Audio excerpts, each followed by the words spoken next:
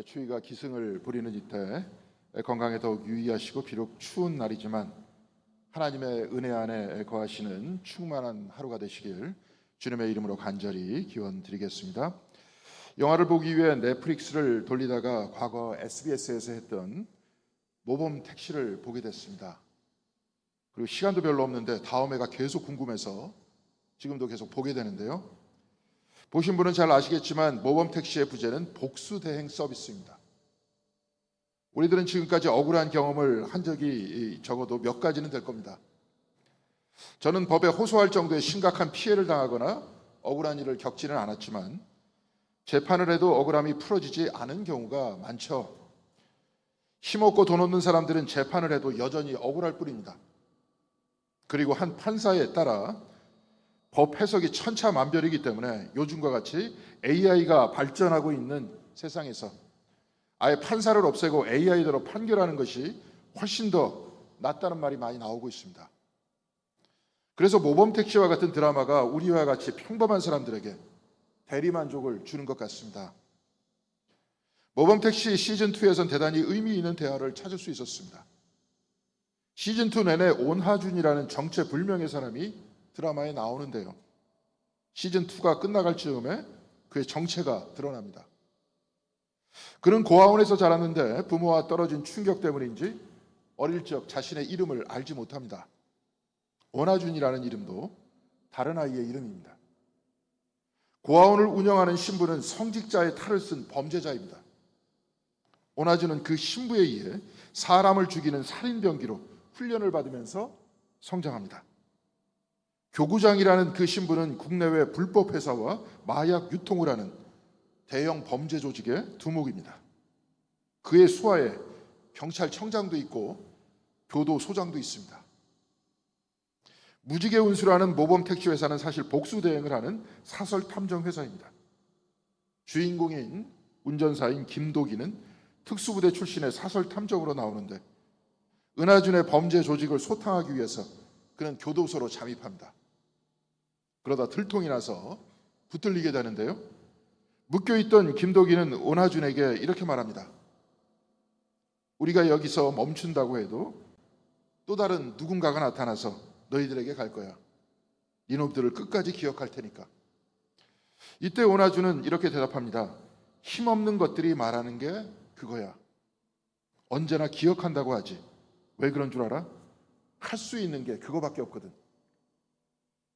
마치 니체가 약자들이 가지고 있는 르생티망, 곧 원한을 기억하는 것이 기독교라고 하면서 사랑과 긍휼은 이 원한의 감정을 덮기 위한 심리적 장치라고 조롱하는 것과 같습니다.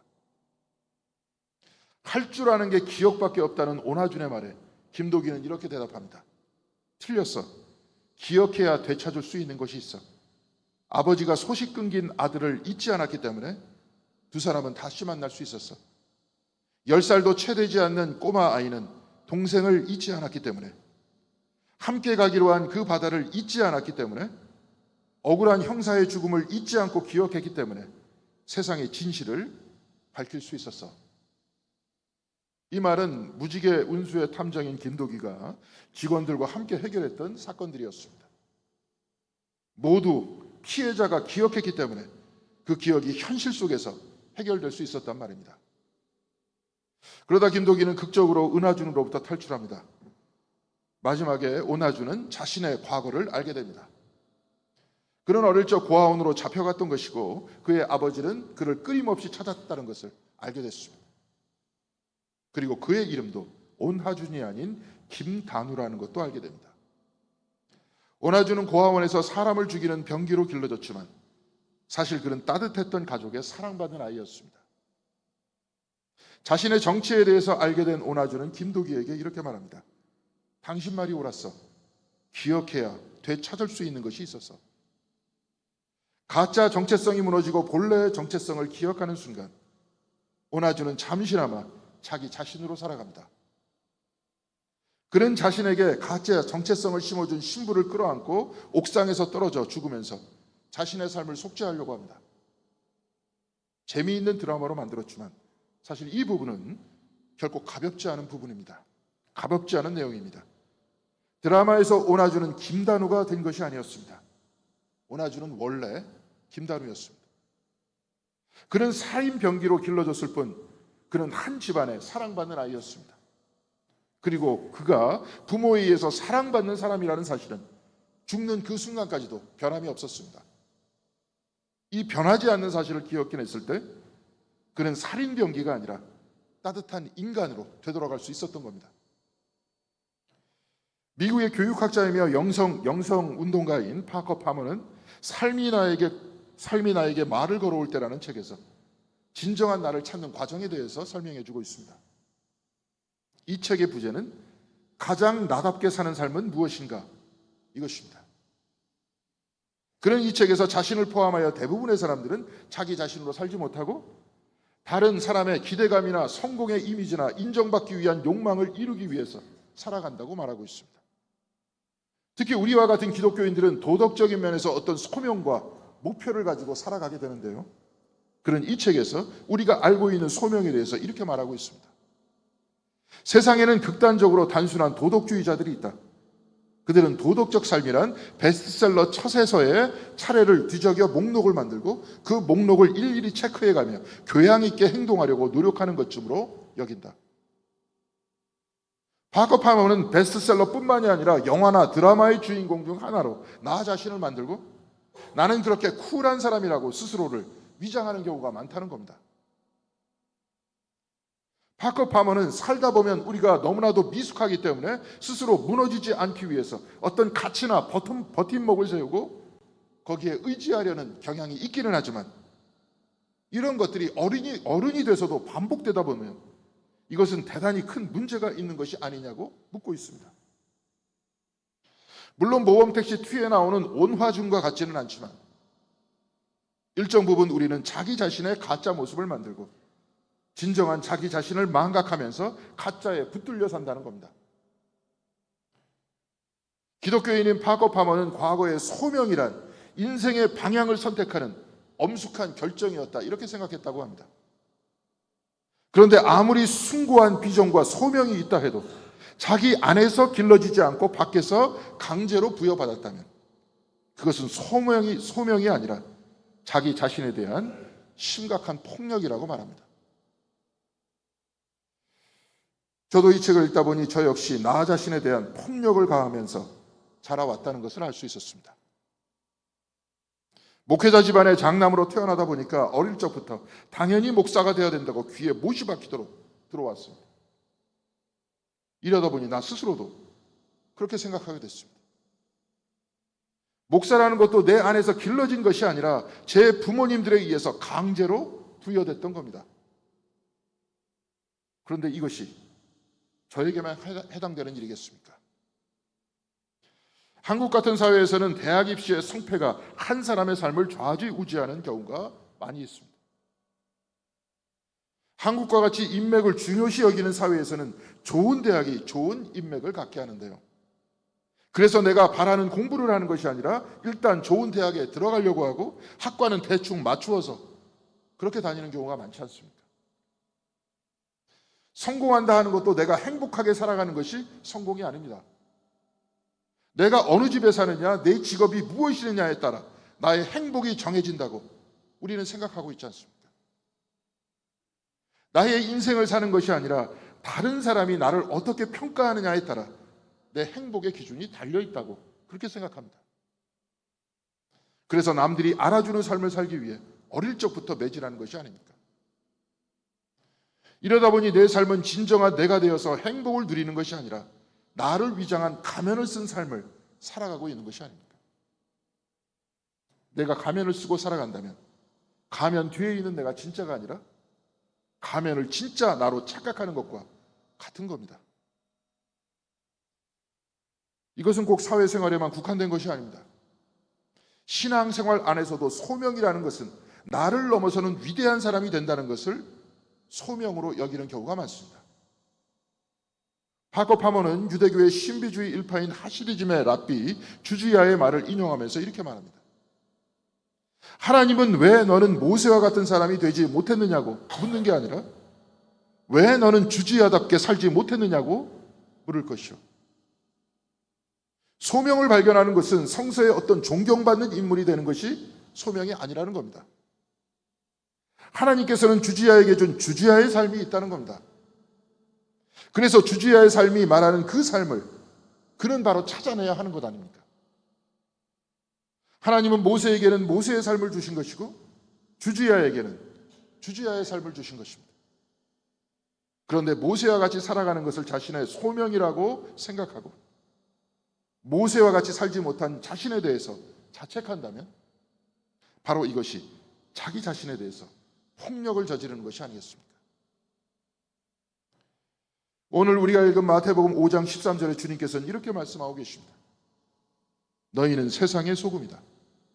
그리고 14절에는 이렇게 말씀하고 계십니다. 너희는 세상의 빛이다. 너희는 세상의 소금이다. 너희는 세상의 빛이다. 그런데 우리는 이 본문의 말씀을 너희는 세상의 소금이 되어야 한다. 너희는 세상의 빛이 되어야 한다. 이렇게 생각하면서 읽지 않습니까? 그러니까 너희는 지금 소금이 아니니 소금이 되어야 하고 너희는 지금 빛이 아니니 빛이 되어야 한다고 이렇게 이해하고 있는 겁니다.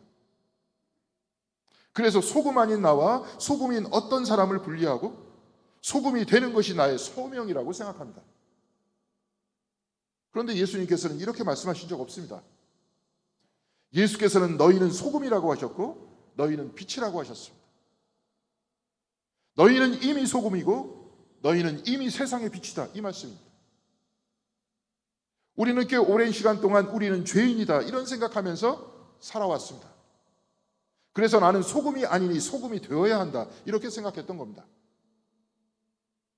그런데 창조 형성의 신학자 매튜 폭스는 인간의 원죄를 다룬 성경의 말씀은 창세기 3장과 4장에 나온다 이렇게 말합니다. 이미 우리가 다 알고 있죠. 그러나 그에 앞서 창세기 제1장에는 원죄 이전에 자연과 인간의 선함에 관해서 말씀하고 있습니다. 하나님께서 피조물을 창조하실 때마다 좋았더라 이렇게 말씀하십니다. 좋았더라. 이 표현을 영어로는 it is good 이라고 말합니다. 직역하면 선하다 하는 말씀입니다. 그리고 창세기 1장 27절에는 이렇게 기록되어 있습니다. 하나님이 당신의 형상대로 사람을 창조하셨으니 곧 하나님의 형상대로 사람을 창조하셨다. 하나님이 그들을 남자와 여자로 창조하셨다. 하나님의 형상대로 인간을 창조하셨으니 인간은 하나님을 닮은 존재라는 것이 아닙니까? 그리고 창조된 그 인간과 그들이 다스리는 세상을 보시면서 창세기 1장 31절에는 하나님이 손수 만드신 모든 것을 보시기에 참 좋았다 이렇게 기록하고 있습니다. 보시기에 참 좋았다. 과거 개역 개정 성경에서는 보시기에 심히 좋았더라 이렇게 되어 있습니다. 영어 성경에는 It was very good 이렇게 되어 있습니다. 아주 선했다 이 뜻입니다. 인간이 아주 선했다 이 말씀이 아닙니까? 좀 더 깊숙이 신학적으로 들어가 보겠습니다. 인간은 분명히 한계가 있습니다. 그래서 성서는 인간의 죄악을 고발하고 있습니다. 창세기 3장에는 인간의 불복종을 이야기하고 있다면 창세기 4장에는 동생 아벨을 죽인 가인을 보여주면서 하나님께서는 가인에게 이렇게 말씀하십니다. 죄가 너의 문에 도사리고 앉아서 너를 지배하려고 한다. 창세기 4장 7절에 죄라는 단어가 최초로 언급되어 있습니다. 4장 7절보다 그런데 훨씬 이전에 성서는 인간은 아주 선하다 이렇게 기록하고 있습니다. 이렇게 보면 인간은 이중적입니다. 인간은 선하기도 하고 또한 악하기도 합니다. 그러나 죄보다 더 깊은 곳에 인간의 선함이 있다. 이렇게 성서는 말씀하고 있는 것 아닙니까? 주님께서는 너희는 소금이다, 너희는 빛이다 이렇게 말씀하십니다. 너희는 죄인이니 소금이 되어야 한다. 너희는 죄인이니 빛이 되어야 한다. 이렇게 말씀하지 않으셨습니다. 너희는 소금이다. 너희는 빛이다. 너희는 이미 소금이다. 이미 빛이다. 이미 하나님의 형상이다. 이렇게 말씀하고 계신 것 아닙니까? 주님께서는 오늘 우리가 읽었던 마태복음의 본문 5장 13절 하반절에 이렇게 말씀하셨습니다. 소금이 짠맛을 잃으면 무엇으로 그 짠맛을 되찾게 하겠느냐? 짠맛을 잃은 소금은 아무데도 쓸데가 없으므로 바깥에 내버려서 사람들이 짓밟을 뿐이다. 소금이 짠맛을 잃으면 이 말씀이 가능한 말씀입니까? 짠맛을 잃어버린 소금을 여러분들은 보신 적이 있습니까? 요즘 우리나라에도 보편적으로 쓰고 있는 히말라야 핑크솔트 다 아시죠? 히말라야 산맥은 지질학적으로 인도와 중국이 과거 5천만 년 전에 떨어진 서로 다른 대륙이었는데 서로 부딪히면서 융기에서 생겨난 것이 히말라야입니다. 그러니까 히말라야 산맥은 과거에 바다 밑에 있었습니다. 그런데 이 바다에 있던 소금이 수천 미터의 거대한 산맥 안으로 들어간 겁니다. 짠물이 들어간 것이죠. 그런데 5천만 년이 지났다고 해서 그 소금이 짠맛이 없습니까? 산 위에 있는 암염은 짜기 때문에 지금도 우리가 사가지고 요리에 넣어서 먹지 않습니다. 소금은 변하지 않습니다. 주님께서 소금은 짠맛을 잃으면 그 짠맛을 되찾을 수 있게 하겠느냐 이렇게 묻고 계십니다. 그런데 소금은 짠맛을 잃어버릴 수 없게 되어 있습니다. 이렇게 생각해 보면 오늘 이 말씀은 반어법입니다. 소금은 그 맛을 잃어버릴 수 없다. 바로 이 말씀입니다. 이미 나는 변하지 않는 소금이니 내가 소금임을 잊지 말고 기억해라. 이 말씀이 아닙니다. 나는 이미 하나님의 형상임을 잊지 말라는 겁니다. 인간이 비록 죄를 지어 하나님과 떨어져 있는 것 같을지라도 우리가 하나님의 형상임은 변함이 없다는 겁니다. 내가 죄를 지었다고 해도 하나님은 결코 나를 놓지 않으신다는 겁니다. 죄보다 더 강한 하나님의 사랑이 있으니 나는 죄를 믿는 것이 아니라 하나님을 믿고 죄보다 더 강한 하나님의 사랑을 믿어야 한다는 것 아니겠습니까? 유대의 신학자 아브라함 여호수아 헷셀은 그가 마지막 숨을 쉬던 침대에서 이런 유언을 남겼습니다. Let's be compassionate as God is compassionate. 하나님께서 긍휼하시듯 우리 모두 긍휼하자. 긍휼이란 자비로 번역되는 표현이죠. 긍휼 곧 자비함이란 영어로 compassion입니다. 같이 고통을 느끼는 겁니다. 하나님이 긍휼하시듯이 우리도 긍휼하자. 하나님이 우리의 아픔을 같이 느끼듯이 우리도 서로의 아픔을 공감하고 서로 사랑하자 이 말입니다.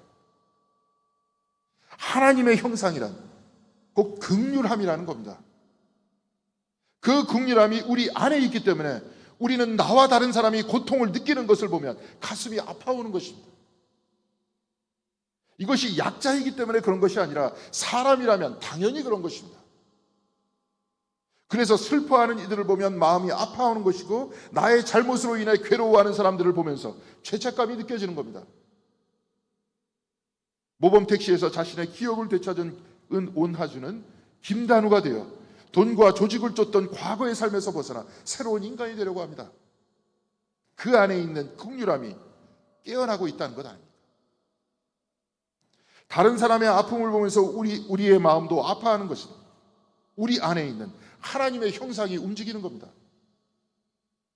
긍휼함의 본체이신 하나님께서는 이 세상의 사람들을 치근히 여기시어 이 땅 가장 낮은 마구간으로 들어오셨습니다. 그리고 십자가의 죽음의 자리까지 들어오셨습니다.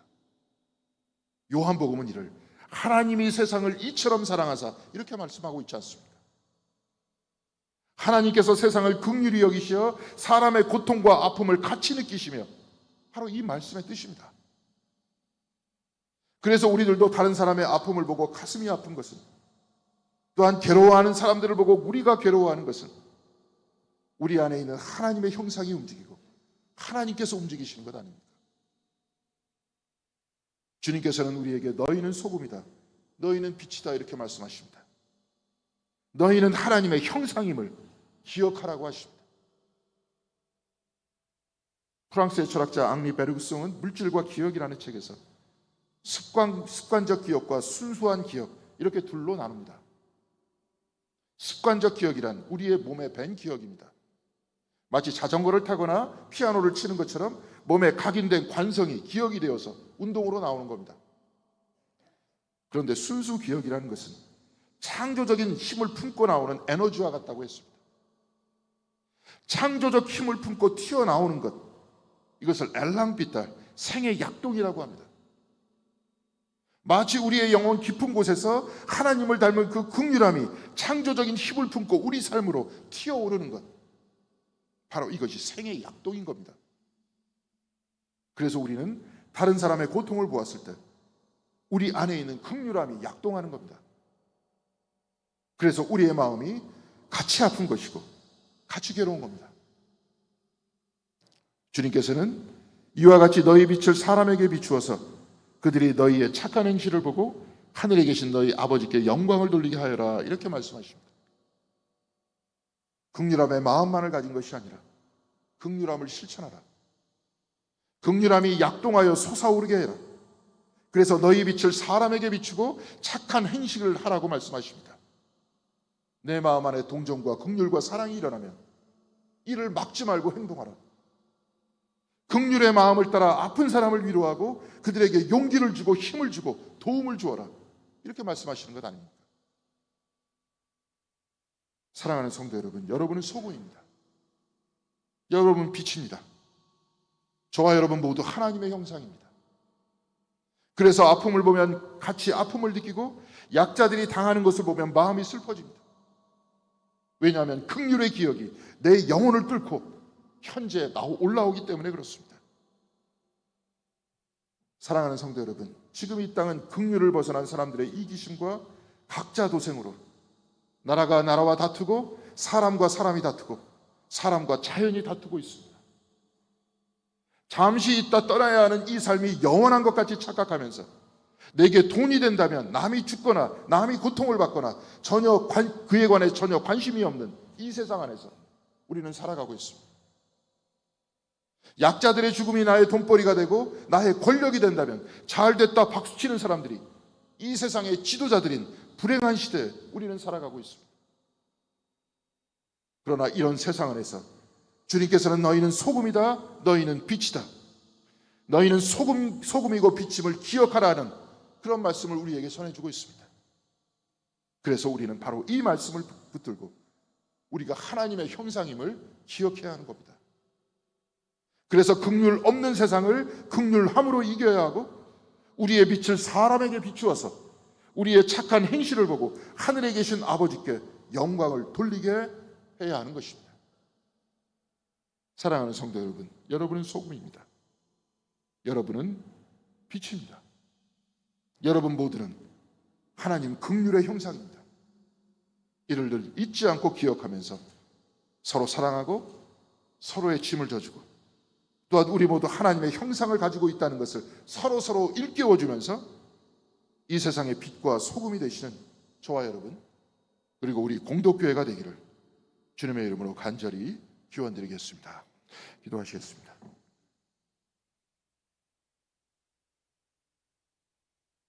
사랑과 은혜가 충만하신 하나님, 하나님께서 하나님의 형상대로 우리를 만드셨다고 하오니 우리가 하나님께 불순종을 한 것, 우리가 죄악을 저지른 것, 이보다 더 깊은 곳 속에 하나님의 형상과 하나님의 긍휼함이 있다는 그 믿음을 가질 수 있도록 인도하여 주시옵시고, 주님께서도 오늘 말씀을 통해서 너희는 소금이고 너희는 빛이다 하는 그러한 말씀을 붙들고 늘 이것을 기억하고 우리의 마음속에 있는 그 긍휼의 마음을 내면서 살아가는 저희들의 삶이 될 수 있도록 인도하여 주시옵소서.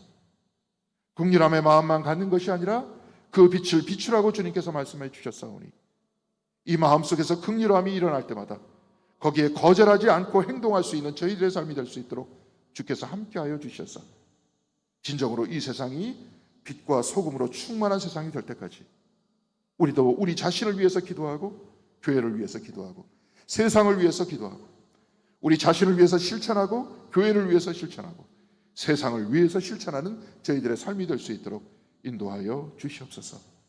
그래야 해서 우리 모두가 신앙생활을 해나가는 바로 그 삶이 진정으로 뜨거운 사랑과 사랑이 마주대하고 사랑과 사랑을 체험할 수 있는 아름다운 신앙생활 될 수 있도록 인도하여 주시옵소서. 이 모든 말씀 우리 주 예수 그리스도 이름으로 기도드렸습니다. 아멘.